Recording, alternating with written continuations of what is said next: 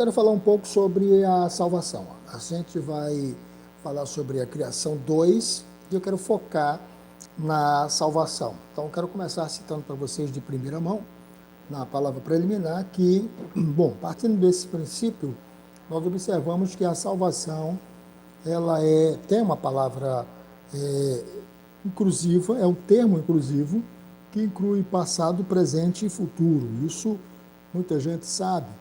Mas o que a gente quer enfatizar com isso? É que nesse aspecto nós observamos que passado, presente e futuro são inclusos nesse termo, porque a salvação ela consegue alcançar o seu tempo passado, perdoando o que você já fez, ela consegue lhe manter no presente, né, isento dessa influência maligna do atual, né, do maligno, e ela consegue também te livrar das influências futuras das consequências do pecado.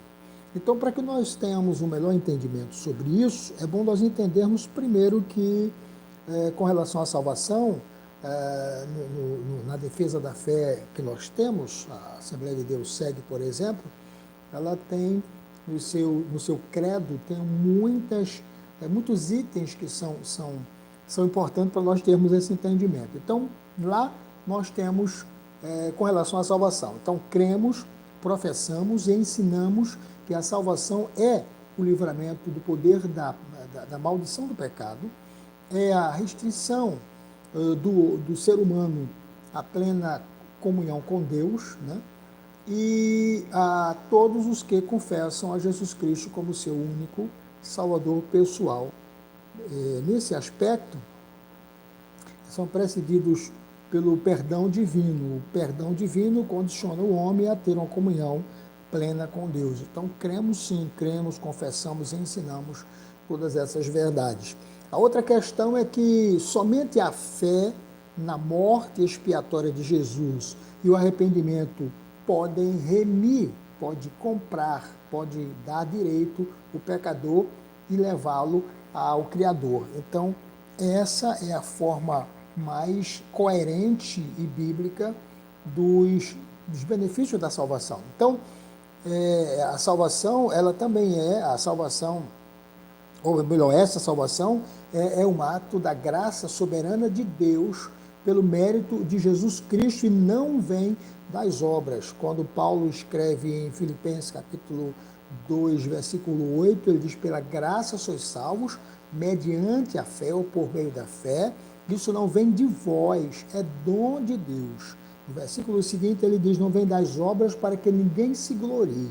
Então, a salvação é um ato de fé, quando nós aceitamos, quando nós tomamos posse da bênção e entendemos que o sacrifício de Jesus na cruz do Calvário nos proporciona esse benefício extraordinário. Então, a salvação ela está disponível a todas as pessoas que creem.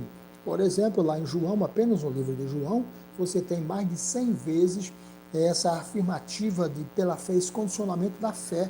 Então, todo aquele que crê, né, aquele que tem fé em Deus, de formas diversas, ele consegue alcançar a salvação por esse ato. Ok?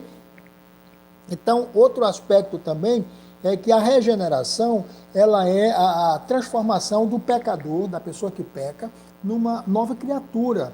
E pelo poder de Deus, isso acontece, e como um resultado do sacrifício de Jesus na cruz do Calvário.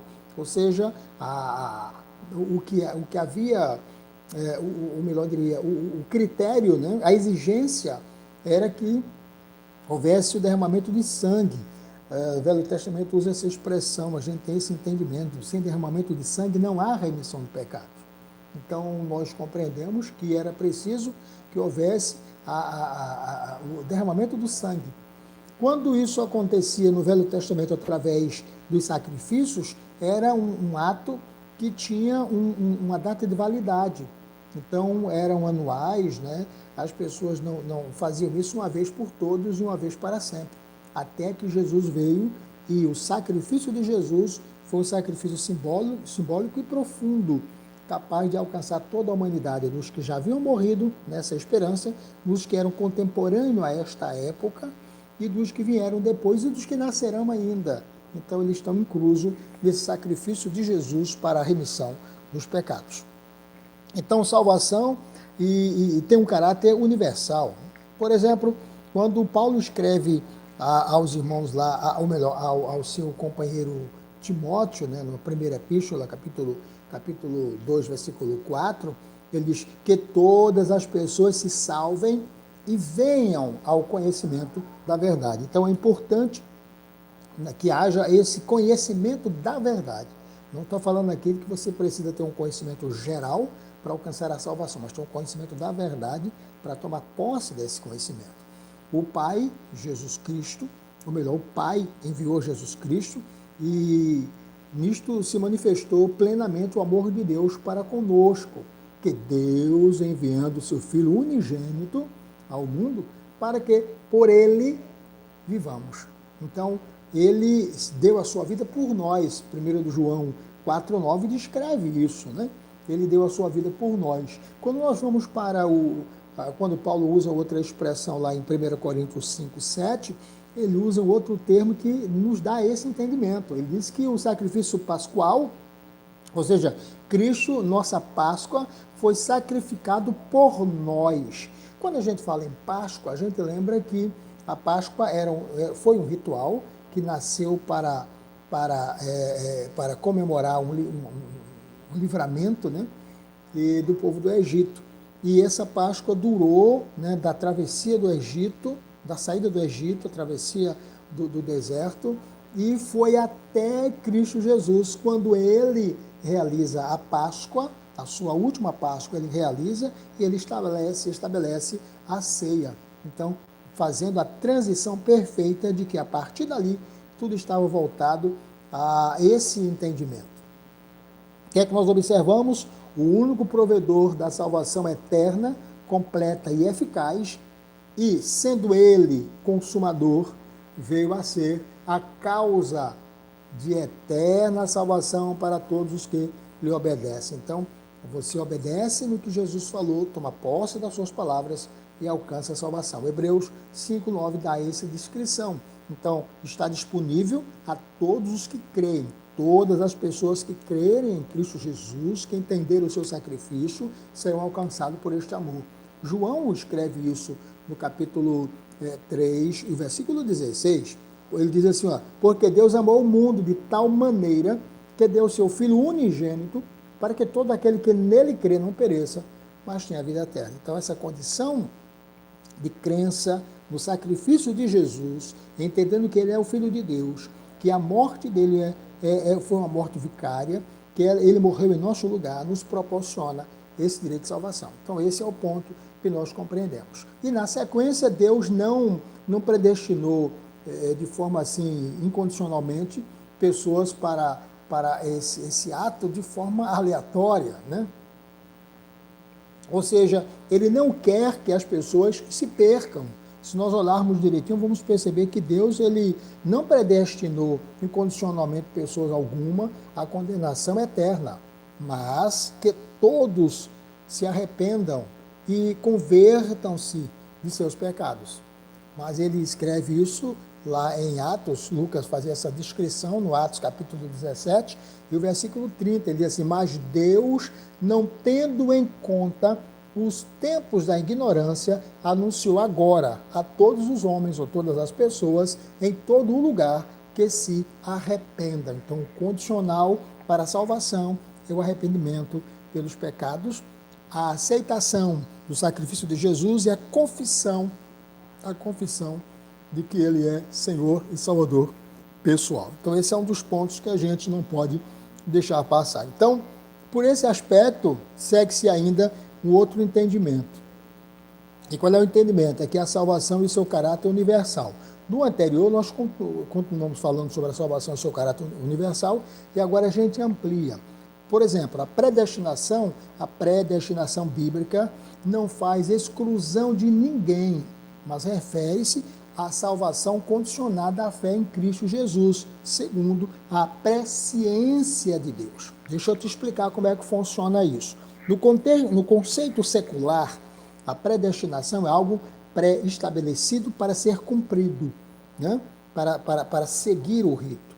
Quando nós olhamos isso pelo aspecto da Bíblia, Então, a Bíblia dá a você o direito de escolher e prepara um plano para você.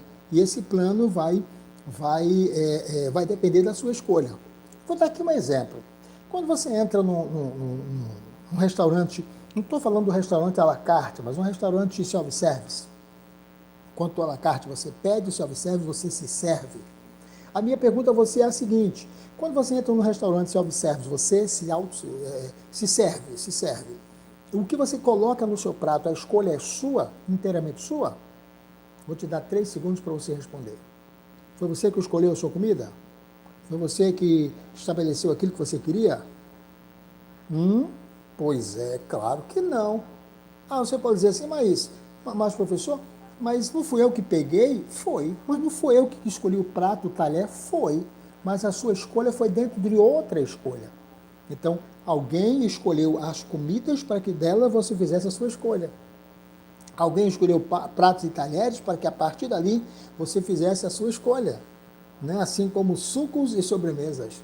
Então a sua escolha não é única. A sua escolha ela está condicionada a uma escolha anterior. Entendeu agora? Então Deus escolhe e dá para você fazer a sua escolha. Então a predestinação ele escolhe. Quem entrar nesse veículo que tem o sentido, por exemplo, você pega aqui um avião que tem um destino de Nova York, você não vai chegar na China, você vai chegar em Nova York, o destino dele é Nova York. Mas aí se você permanecer nele, se você sair e sair dele nas escalas, é claro que você não vai chegar ao seu destino. Então a predestinação é uma condição que Deus nos dá, não é uma obrigação, é uma condição que Deus nos dá já estabelecida. Porque a graça de Deus se há manifestado trazendo a salvação a todos os homens. Ele fala de Jesus Cristo, Tito 2:11. Aquele que preservar até o fim será salvo. Então é condicional. Você pode perder a salvação, Mateus 24:13. Portanto, pode também salvar perfeitamente os que por ele se chegam a Deus, vivendo sempre para interceder por eles. Hebreus cita isso, né? 7:25. Se com a tua boca confessares ao Senhor Jesus e em teu coração creres que Deus o ressuscitou dos mortos, serás salvo. Então, se você acredita que Jesus é o Filho de Deus, que ele morreu em seu lugar, que Jesus o ressuscitou, é a prova de que também conosco ele fará a mesma coisa. Romanos 10:9. Mas a todos quantos o receberam, deu-lhes o poder de serem feitos filhos de Deus, aos que creem no seu nome. Então, o condicional aí ainda é crer para que a salvação gere um benefício de caráter universal e alcance a nossa necessidade. João 1:12, ele faz esse esclarecimento. E finaliza a compreensão de que a graça de Deus não é irresistível, não é irresistível. Ela pode ser resistível, você pode rejeitá-la. Como diz o Espírito Santo, se ouvirdes hoje a sua voz, não endureçais os vossos corações. Então não é por força nem por violência. Hebreus 3, 7, 8. Então você pode aceitar ou você pode rejeitar. Às vezes as pessoas não querem aceitar porque elas não querem assumir o risco, mas elas querem ter o prazer da escolha. Mas quem escolhe assume o risco do que escolheu. Esse é o ponto de entendimento, ok? Então, partindo para o outro aspecto, né? Vamos falar um pouquinho mais sobre a questão da salvação, para quem não participou dessa aula, então pode aproveitar agora, certo? Faz suas anotações, marca que você está ouvindo, faz o seu comentário, faz a sua pergunta, eu vou entender que você está compreendendo a exposição dessa aula. Então, no outro ponto, a natureza da salvação. Bom, como nós falamos sobre a natureza da salvação, é bom nós trazermos à memória alguns aspectos importantes. Eu citei anteriormente Efésios 2:8. A gente volta outra vez para conversar sobre ele. Isso focando a natureza da salvação. A salvação é nos oferecida pela graça mediante a fé no sacrifício de Jesus Cristo, na cruz do Calvário. Aí ele repete, porque pela graça sois salvos por meio da fé. É a fé que condiciona isso. E isso não vem de vós. É um dom gratuito de Deus. É um dom que Deus dá para você. Então, você crê, ele te dá o dom te dá convicção, te dá certeza. Repito aí, ó, porque pela graça sois salvos. Você foi salvo pela graça. A graça de Deus. É uma questão interessante entre a graça e a misericórdia, né? Mas vamos falar um pouco sobre a graça. O que é a graça? No contexto geral, graça é um favor imerecido. Você recebe algo que não merecia. Então, o que acontece isso? Você não merecia, mas pela graça você foi alcançado. Então, a salvação é a graça, é um favor imerecido. Você e eu, nós não merecíamos e Deus nos deu. Mas esse oferecimento da salvação de graça, ele veio pelo condicional da crença, né? Pela fé, por meio da fé. Você crê, então você recebe essa bênção. Isso não é de você. Você não induz outra pessoa a crer. Você fala a essa pessoa e Deus fala ao seu coração e o Espírito Santo a convence e ela aceita. Entendido? Então a salvação, ela é eterna, completa e ela é eficaz. E sendo ele consumado, diz o texto, veio a ser a causa de eterna salvação para todos os que lhe obedecem. Hebreus 5,9 fala sobre isso. Portanto, pode também salvar perfeitamente os que por ele se achegam a Deus, vivendo sempre para interceder por eles. Então, esse é o real entendimento. Ele que salva e ele faz a manutenção dessa salvação. Há um caso interessante que eu quero acrescentar aqui sobre os 3 aspectos da salvação, né? Sobre os 3 aspectos. Então, salvação, ela é instantânea. As pessoas que aceitam a Jesus de imediato, nós temos o exemplo disso do ladrão da cruz, se arrependeu, reconheceu, pediu socorro e Deus o salvou, através de Jesus. Então ele diz assim, olha, este aqui não, nós estamos aqui porque nós merecemos, mas ele não tem pecado algum. E quando ele usa essa expressão, ele deixa bem claro de que ele reconhecia que ele era merecedor do que estava passando, mas Jesus não, Jesus era inocente. E por isso ele diz, lembra-te de mim quando entrares no teu reino. Jesus responde, hoje estarás comigo no paraíso. Ele garante a salvação pela crença na pessoa de Jesus. Então, salvação instantânea. A salvação progressiva é aquela que você está fazendo agora. Você aceitou Jesus, está se dedicando à palavra, buscando comunhão, aprendendo mais, você está progredindo. Salvação progressiva, você vai alcançando outros, você vai espalhando a notícia, você vai testemunhando do poder de Deus e vai alcançando outras pessoas. O outro aspecto, terceiro e último, é o aspecto da salvação eterna, e onde Paulo revela que é o dia, até aquele dia do Senhor, né? Ele diz, combati o bom combate e guardei a fé. Essa expressão do guardar, do finalizar, né? Ele entra na salvação eterna e dela ninguém mais o tirará. Não, é por isso que a Bíblia diz que depois da morte segue-se o juízo. Então, depois da morte, você não tem mais alteração a fazer. Não tem. Depois da morte, você segue para uma dimensão eterna. Se você seguir com Cristo, salvação eterna. Se você seguir sem Cristo, perdição eterna.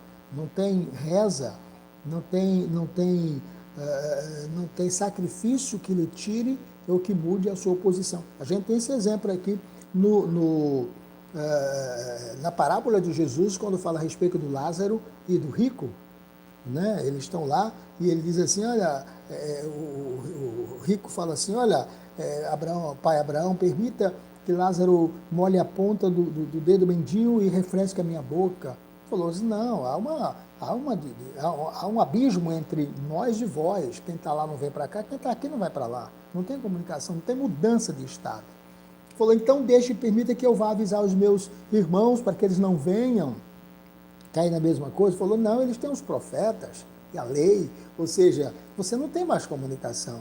Essa questão de se comunicar com os mortos, não existe, né? São espíritos familiares, espíritos malignos que tomam posse, assumem o papel do outro, usando o timbre de voz, revelando os segredos e iludindo você para você achar que aquela pessoa que partiu, quem partiu, não tem comunicação com os vivos, está claro? Até a ressurreição, disse Jesus, isso está claro.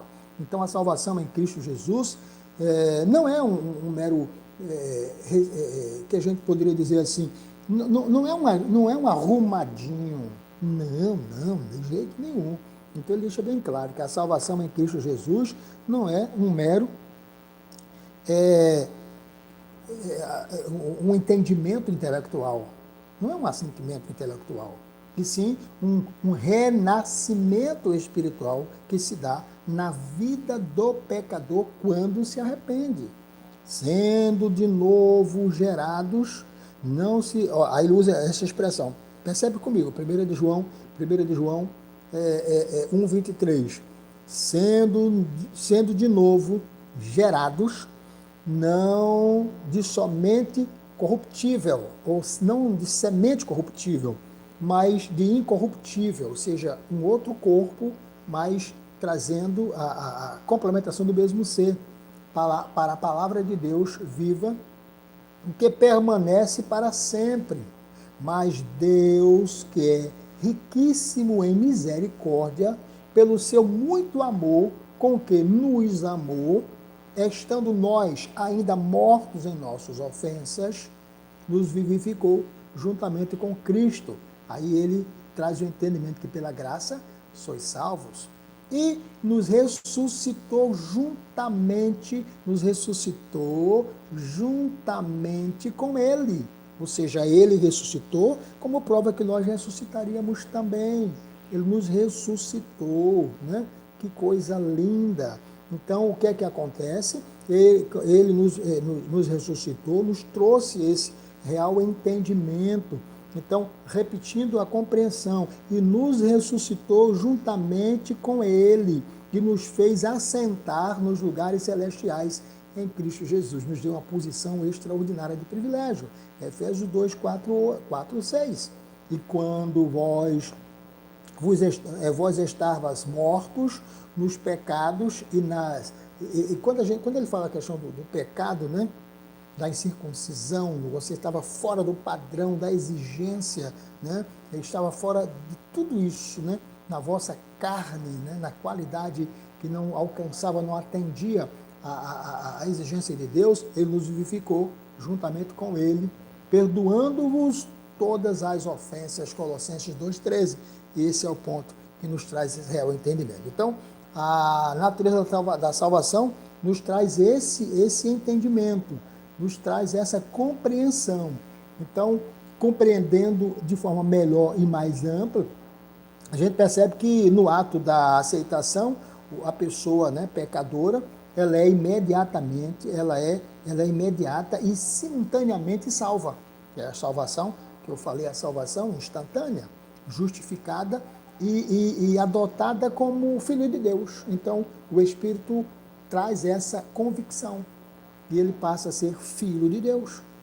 Na verdade, vos digo que quem ouve a minha palavra e crê naquele que me enviou, tem a vida eterna e não entrará em condenação, mas passou da morte para a vida.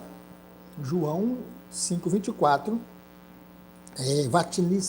vaticina isso, né? Traz essa compreensão. Se com a tua boca confessares, olha a outra questão da convicção, da confissão, né? Do reconhecimento. Paulo aos Romanos 10, 9 e 10, ele diz isso. Se com a tua boca confessares ao Senhor Jesus e em teu coração creres que Deus o ressuscitou dos mortos, serás salvo. Visto que com o coração se crê para a justiça e com a boca se faz confissão para a salvação. Esse é o ato lógico da compreensão, da aceitação e da inclusão à salvação. Seja-vos, pois, notório, varões e irmãos, que por este se vos anuncia a remissão dos pecados e de tudo o que pela lei de Moisés não pudeste ser justificados. Moisés apresentava o pecado, apontava o erro, mas não removia o pecado. Por ele é justificado a todos aquele que crê. Jesus não, Jesus é o caminho, Jesus é a verdade, Jesus é a vida, Jesus é o meio pelo qual a pessoa alcança a salvação, porque o sacrifício dele nos apresenta a Deus, nos representa a Deus como falhos e perdoado pelo seu sacrifício. Entende? É essa a questão. Sendo justificados gratuitamente pela sua graça, pela redenção que há em Cristo Jesus, Romanos faz essa declaração no capítulo 3, versículo 24. E para a gente finalizar esse entendimento, eu quero dizer que, sabendo que ao homem não é justificado pelas obras, ou seja, sabendo que este, nesse ponto de vista de compreensão melhor, né, sabendo que este homem, ele não é justificado pelas obras, o que ele faz não tem importância alguma, exceto se ele confiar inteiramente em Cristo Jesus. Então, sabendo que o homem não é justificado pelas obras da lei, porque a lei não tem esse papel, mas pela fé em Jesus Cristo. Temos também crido em Jesus Cristo, para sermos justificados pela fé de Cristo. Essa fé de Cristo que não pelas obras da lei, né, mas pelo ato, pela crença do que Cristo fez em nosso favor. Portanto, pelas obras da lei, nenhuma pessoa será justificada. Gálatas 2,26 fala sobre isso. Mas a todos quantos receberam, deu-lhes o poder de serem feitos filhos de Deus. Serem feitos filhos aos que creem, né, em seu nome. Então isso é importante a gente compreender. Bom, a gente fecha essa primeira parte aqui. Um abraço para vocês. Daqui a pouquinho a gente volta para continuar com outra parte. Deus abençoe. Foi um prazer. Comente, marque sua presença, tá? E me diga se compreendeu, faça o seu questionamento e pronto. Resolvido. Deus abençoe vocês.